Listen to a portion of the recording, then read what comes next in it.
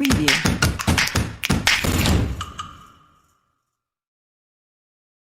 Hey everyone, welcome back to our channel Faction Olympiads. In this video, we are going to discuss another question from the book SBT.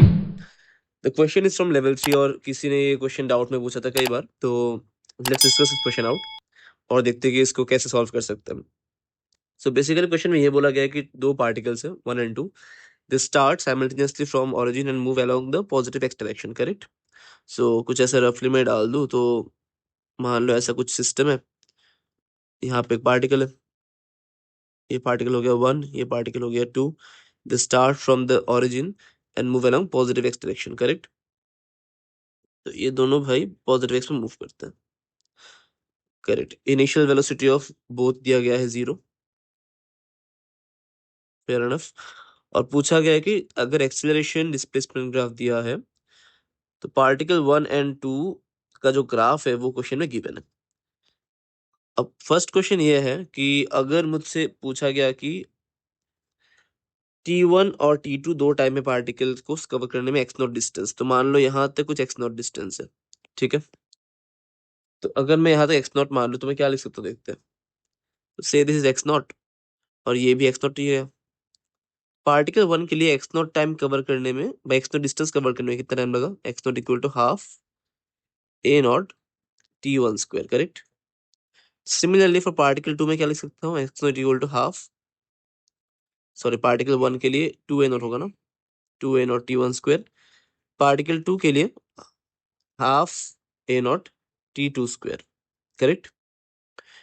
दोनों को divide कर दो तो ये बन जाएगा 1 equal to 2T1 by T2 whole square. और यहाँ से मेरा T2 निकल के आ जाएगा √2T1. क्लियर है? T2 आ जाएगा √2T1. डन, ये हो गया पहला क्वेश्चन. सिंपल सा था काफी. अब सेकंड क्वेश्चन देखते हैं.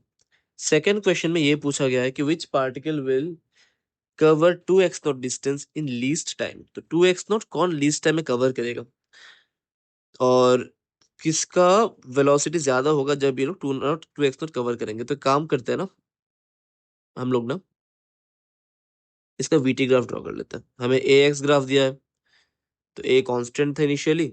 अब हम लोग इनिशियली ना पूरे थ्रू आउट द मोशन एक कांस्टेंट है. अब इसका हम लोग VT ग्राफ ड्रॉ करते हैं. आई थिंक VT ग्राफ से कुछ क्लैरिटी आ जाएगी. पार्टिकल 1 का अगर मैं देखूं तो एक्सेलरेशन था 2a नॉट, मतलब स्लोप ज्यादा होगा.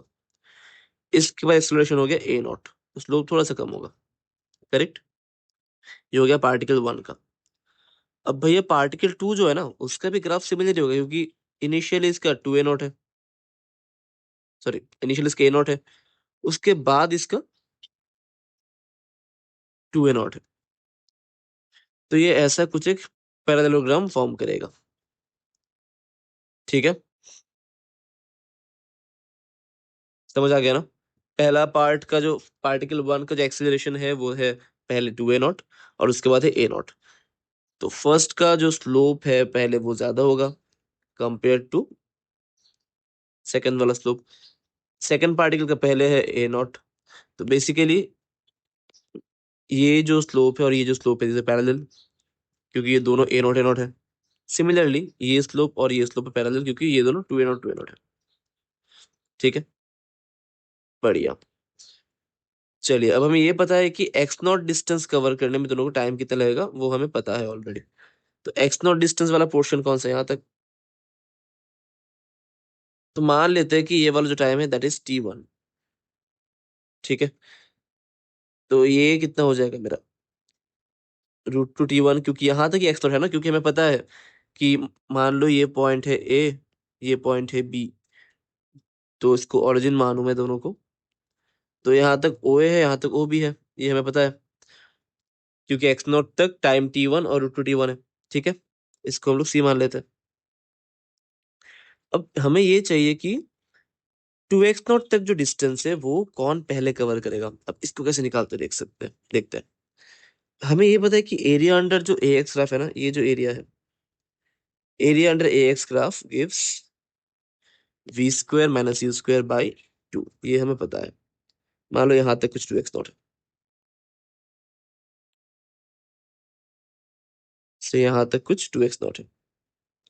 तो एरिया अंडर एक्स ग्राफ निकालते हैं। तो area under x graph is v² - u²/2। अगर मैं फॉर पार्टिकल ए देखूं तो area under the graph gives v² - u²/2, 2x0 तक। ठीक है, बढ़िया। अगर मैं फॉर बी देखूं, ये भी सेम ही चीज देगा। अब भैया एरिया अंडर द ग्राफ कितना है देखते हैं एक बार, 2x0 तक। तो पहला वाला एक रेक्टेंगल है जो कि साइड लेंथ 2a0 है और x0 है। पहला एरिया आ जाएगा 2a0 इंटू एक्स। छोटा वाला एरिया आएगा x0 इंटू a0, तो ये आ जाएगा x0 into a0। Similarly for B भी अगर मैं देखूं, पहला एरिया आएगा x0 a0 और दूसरा आ जाएगा 2a0 x0। यार मतलब अगर मैं पार्टिकल ए का वेलोसिटी v1 मानूं और पार्टिकल 2 का v2 मानूं, मुझे ये दिख गया कि v1² और v2² तो सेम हो गए, क्योंकि दोनों का एक्सप्रेशन सेम आ रहा है। ये भी 3a0 x0 है और नीचे वाला भी 3a0 x0 है। करेक्ट। तो यहां से मुझे मिल गया v1 = v2। बढ़िया।